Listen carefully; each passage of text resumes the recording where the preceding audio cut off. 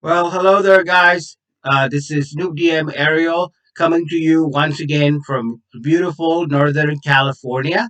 It is once again D&D Saturday, and if you have been following my gamer blog, Gamer Nexus blog, um, where I have been currently on a quest to review or to read, rather, to read every single chapter of every single DMG guide that has been put out by TSR / Wizards of the Coast, dating back all the way to the first edition. And I started with 3.5, but slowly transitioned into 5e because everybody's playing that 5e, including myself right now.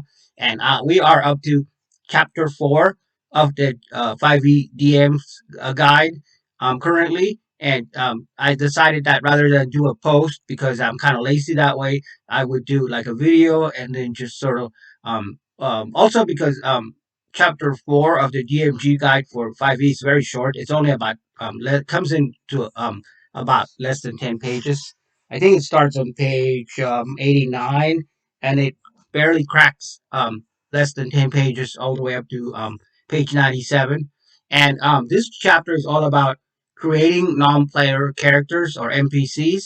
And it goes into into some detail about how to create NPCs and how to you run them in your games, or even if you're just a player, how do you deal with the NPCs that are found within the game world and your specific campaign. So that will be the topic. That is the topic of chapter 4 of the DMG guide of the DMG 5e, and so that's what we'll be focusing on for this video. So let's go ahead and take a look at let's go ahead and take a look at chapter 4, which as I mentioned is all about creating non-player characters. Now anybody that plays D&D or tabletop um, RPGs knows that a non-player character is any character controlled by the usually is any character controlled by the dungeon master. NPCs can be enemies or allies, regular folk, or named monsters. They include the local innkeeper, the old wizard who lives in the tower on the outskirts of town, the Death Knight out to destroy the kingdom, and the dragon counting in its the dragon counting gold in its cavernous lair. So the chapter shows you how to flesh out an NPC for your game and your campaigns. It also gives guidelines on generating monster like stat blocks for NPCs. Um, but um, but those are not like really detailed until chapter 9. Basically, it just talks in general terms about how to design NPCs, how to do quick NPCs, how to do detailed NPCs, and how to create a the occupation and history of an NPC, and the appearance. Basically, they start off with like how they what their appearance, what they look like, and basically the book in one sentence is the advice from the book is in one sentence for the dungeon master to describe the NPC's most distinctive physical features. And it can roll. You can roll on the NPC appearance table, or just choose a feature that you like for the character. So 5e loves tables, as you know. So there's a table for rolling a d20 on an NPC appearance. Um, there's a table for abilities. Now the book says that you don't really need to roll abilities course for all the NPCs, but you just note the abilities that are above or below average, and which are important to your game. So for example, you roll a d6 on that and you get like a 6, so then charisma would be like the important ability, so they're persuasive, forceful, or a born leader. So you're talking to an NPC that's not going to be easily persuaded. And then on the flip side, you can roll a low ability, and if you roll 6 again, their charisma would be dull and boring. And it has a whole table on how to control and how to generate those abilities. I originally was gonna grab a die myself and roll him out and just say, well, if I was building an NPC, what would it abilities look like? But you get the idea.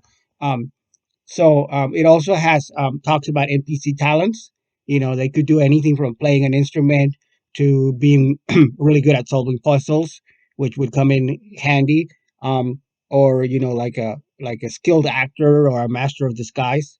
And then there's a table for mannerisms, and they even have a table for or a section for interacting with other people in the part or with other party members, where you roll a d12 and you get to Mpc interaction traits. um I think I highlighted this portion which talks about a useful knowledge, which says that in a sentence, the DM should describe one bit of knowledge that the NPC possesses that might be of use to the player characters. So that's important. You can have the NPC, for example, they might know something as banal, or as simple as the best inn, where to go for the best inn to get a rest, the best inn in town, or something more important like a clue needed to solve a murder, for example. Um, and then a lot of the flaws, ideals, and character traits kind of are emulating what you see on chapter 4 of the player's handbook, which is I'm pretty sure it's chapter 4, which is the section or the chapter on backgrounds. Um, and he talks about NPC ideals, um, how to make a bond with the NPC. In a sentence, the book says summarize the people, the places, or things that are especially important to the NPC. The NPC bond table offers suggestions in broad categories. So there's a table for bonds. There's a table for flaws or secrets that you can roll on. Um, And he talks about Xanatar as an example of a great NPC that's available. As an example, the book says, consider Xanatar the beholder that runs an extensive criminal operation in the city of Waterdeep. The Xanatar's spherical body is covered in eye stalks that are joined like the legs of an insect, and some of the stalks have magic rings on them. But the important thing is the characteristic, which is beyond the physical appearance of the beholder. The Xanatar's ideal is that of greed. So it craves powerful magic items and surrounds itself with gold, platinum, and precious gems.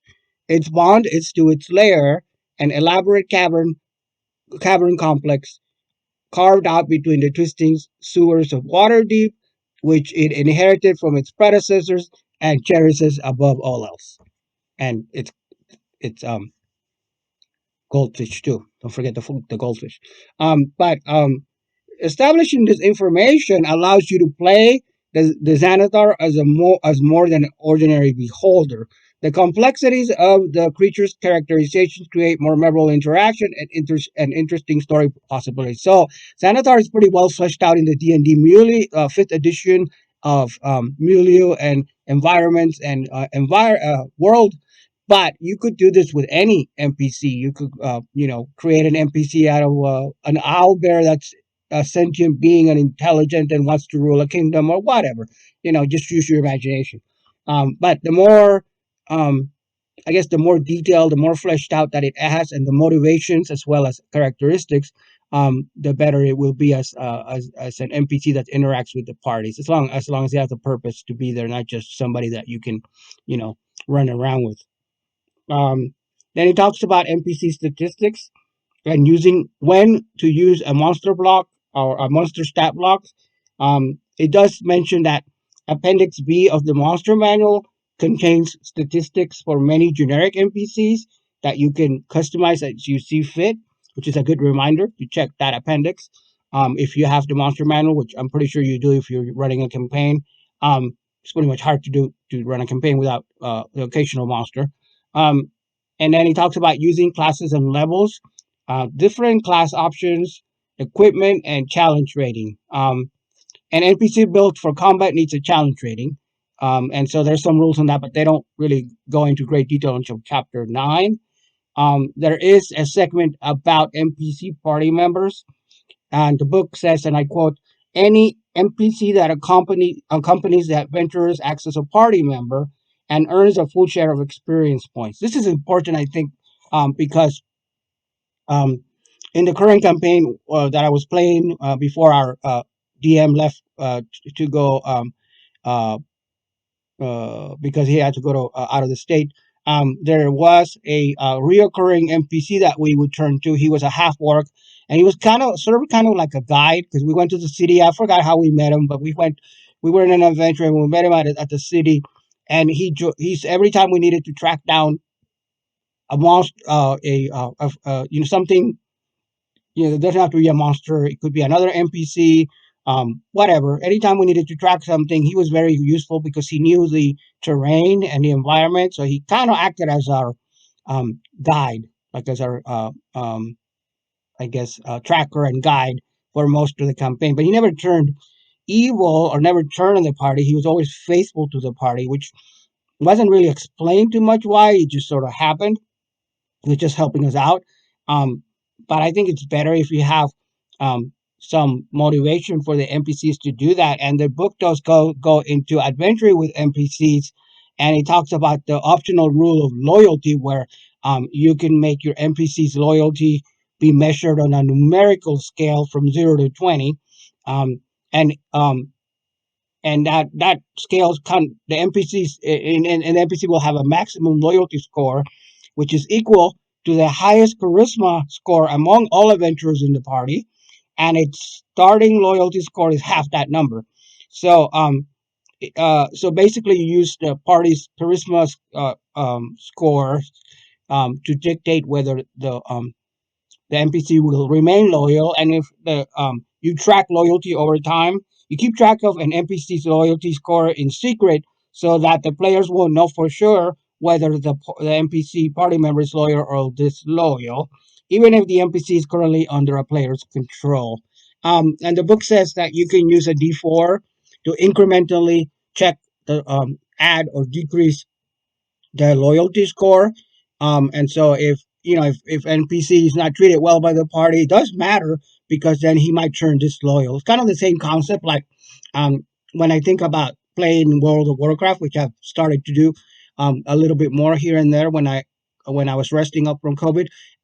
The In World of Warcraft, they have like if you're a hunter, for example, and you have your pet will fight along with you, which is nice to have that support. But then if you forget to feed it, or if you're not, mostly if you're not feeding it regularly, it can become disloyal, unhappy, and discontent, and then it finally could leave, abandon you, or turn on you if you don't take care of it. And this is kind of the same thing. Not that NPCs are the same as pets, but the concept of loyalty is there. And I do remember that in second edition, one of the things I liked about second edition was that you could have, if you were a fighter, you could end up higher levels, gaining allies and gaining some hirelings.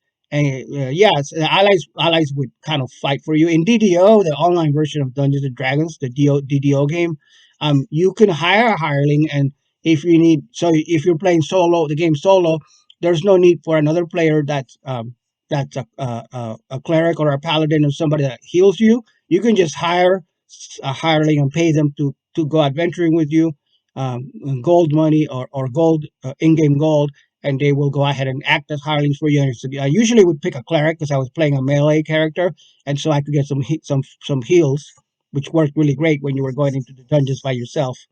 Uh, if you have a full party, it doesn't make that much of a difference. But if you're soloing it, believe me, it's good to have some heals. Um, and then the chapter kind of concludes or ends by talking about the different type of NPCs. Like you could have a patron who is a contact who employs the adventurer, providing help or rewards as well as quests and adventure hooks. And if you play the Neverwinter modules, um, the dungeon modules, and some of the other pre-made modules and adventures, you will see this a lot, where the characters will have a patron, and they're working for the patrons, so the patrons support them with money or anything that they need. And then it talks about hirelings and extras. And then what I really think was really great about this chapter is it ends talking about the villains. By their actions, villains provide job security for our heroes. And he talks about how chapter 3 helps you determine suitable villains for adventures, but there's a whole page or tables for villain schemes where you can roll, find out what their schemes are. You can find out methods, whether they do assaults or they have defamation or execution. Um, so there's a whole table for a whole page worth of methods, um, where you roll for like the villains, what methods they're using, whether they're using torture, the different types of torture, and there's villainous weaknesses. So you can roll for their weakness. For example, the villain's power could be broken if the death of its true love is avenged, or the villain loses its power if mystic bargain it struck long ago is completed. And then it ends with two really great villainous class options, because you can use the rules in the player's handbook to create NPCs with classes and levels. But the DMG gives you some um, uh, class options for villains. So you can have a cleric who's a villain, who's part of the death domain. Um, and they're at first level they could be a reaper, or at first level they learn, for example, as a reaper, like the necromancy cantrip, and then, or you could at second level you could have channel divinity, just like your cleric player characters.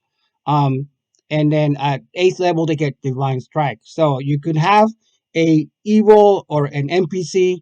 Doesn't have to necessarily be evil, but that's determined by the alignment. So you would roll for alignment for your NPC, and then depending on what alignment is, they have different traits. And then you can also be a paladin oathbreaker. An oathbreaker is a paladin who breaks his or her sacred oath to pursue some dark ambition or serve an evil power. So that's a villain subclass, or a villain class options that's perfected or presented in chapter 4 of the book. So that's pretty much an overview of a very short chapter on how to deal with creating and running NPCs as a dungeon master, or even as a player, how to interact with the NPCs on the campaign. And In future videos, I'm going to take a look at future chapters of the DMG 5 edition guide, and then move on to earlier versions. I'll probably go back to 3.5 and finish that off, because on the blog, um, the Gamer Nexus blog that I talked about, I'm going to put a link in the description if you want to check out some of the other chapters I talked about. But I said in the blog, the 3.5, I think I only did the first or two first or first couple of chapters, but I'll continue doing 3.5 after I finish with 5e, and just work my way backwards to like first edition, and and go from there. So I hope you enjoy this type of content. Like I said, the goal is to go through every single chapter of the DMG, every version of the DMG, starting back with the first one with the Gary Gygax, um, and then move our way through the various um, facets and chapters that give us a lot of knowledge and a lot of ways on how to be a DM, and how to effectively run our campaigns, all the way back from the beginning. So again, I hope you enjoyed this video. If you do, hit the like. Don't forget to like or subscribe, and check out the description below for a link to the Gamer Nexus blog, where all the other entries for the various chapters can be read, and will be added to supplement this material. Until then, have a good day, and may the rolls be with you.